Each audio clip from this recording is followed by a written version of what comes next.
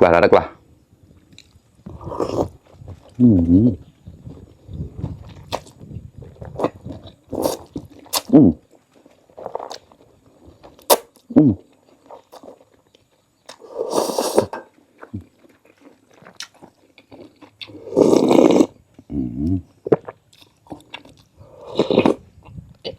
มึงสำเนียงเราสวัสดีทุกคนครับไก่เราตะเยอะมันเอาเครื่องเชียร์ซุกี้นะซุกี้กวนกรอบ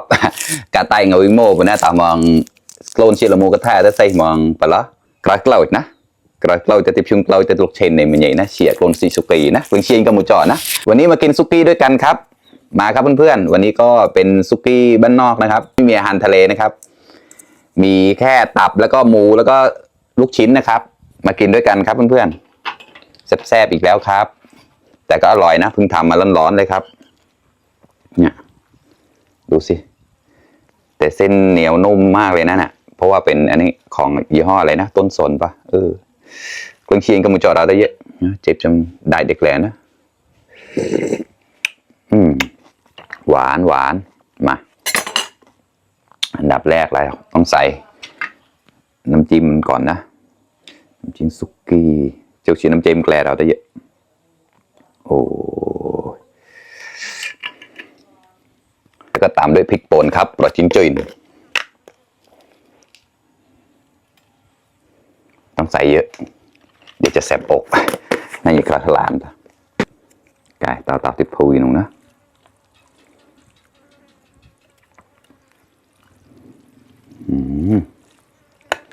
ขอเรานะก็ได้เยอะชามนี้ให้เท่าไหร่เนี่ยน่าจะ400-500มั้งตามร้านนะเนี่ยตับชิ้นใหญ่ๆเลยครับ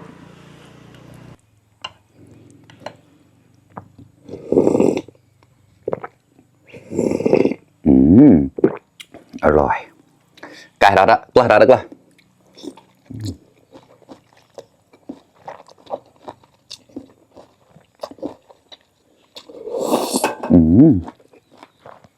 สดชื่น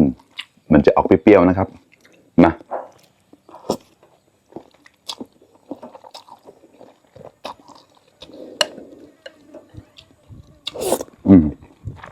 มีโหระพาด้วยนะครับ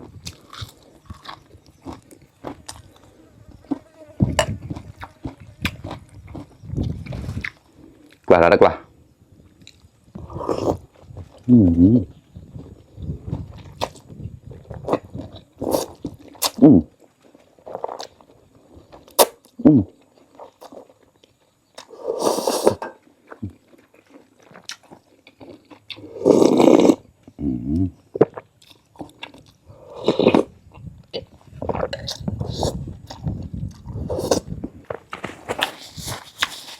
อร่อยมาก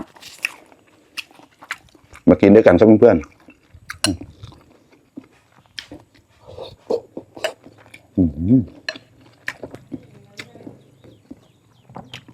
กว่าแล้วกว่า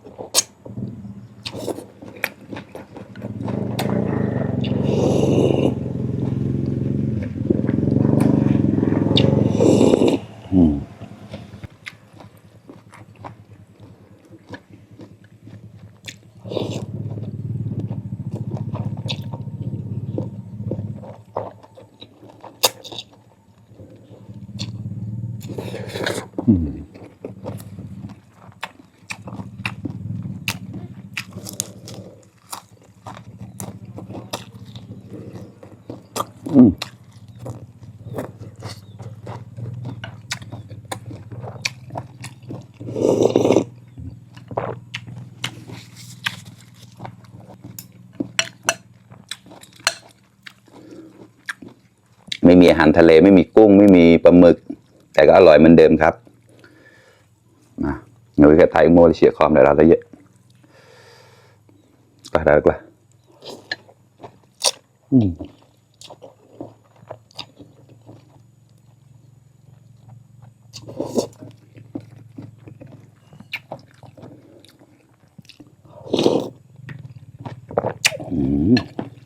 ดีมาก เพื่อนๆกล้าแล้วก็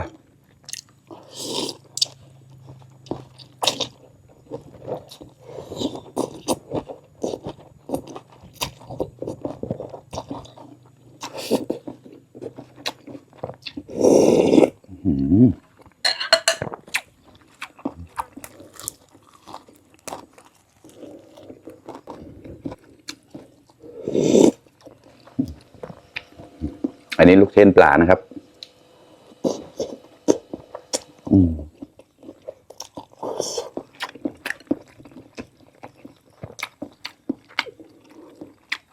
ใช่แล้วก็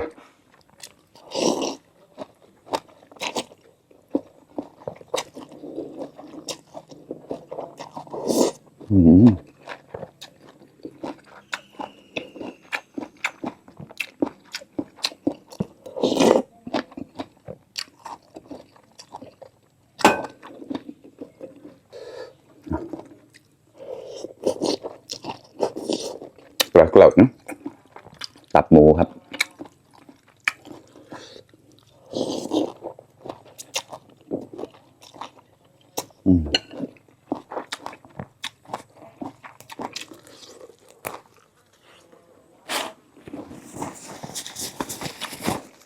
มีแมลงวันด้วยยำส้มเราอยู่ครับ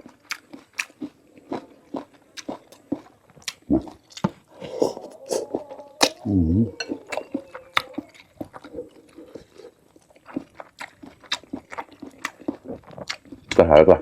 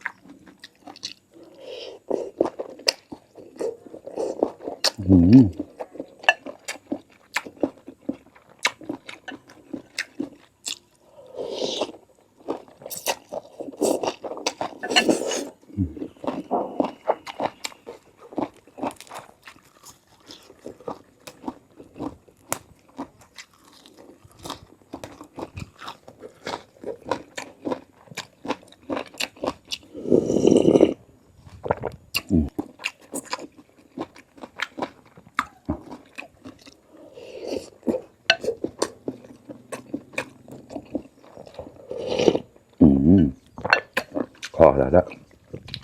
ตัวลงก็มีตาแล้วจีปลอมให้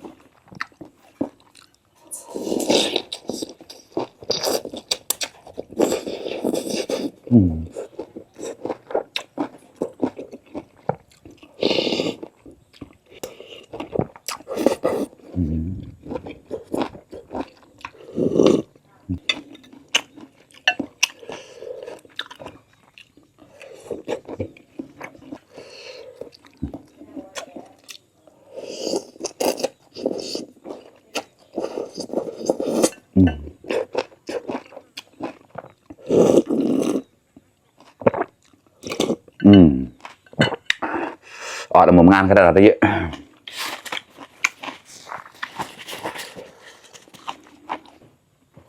โอเคครับเพื่อนๆอิ่มมากๆเลยครับอร่อยมากครับเหลือผักนิดหน่อยกับน้ำครับแต่พวกเนื้อหมดไปแล้วครับขอบคุณเพื่อนๆที่เข้ามารับชมทุกคนนะครับฝากเป็นกำลังใจให้ด้วยนะครับไพเดอร์ไลเดอร์แชร์เนี่ยเราต้องแต่น้ำมูเชียบลันที่บางจะไม่เปิดเนี่ยนะเล็บก็มาซอดก็ตั้งกูนราวบ๊ายบาย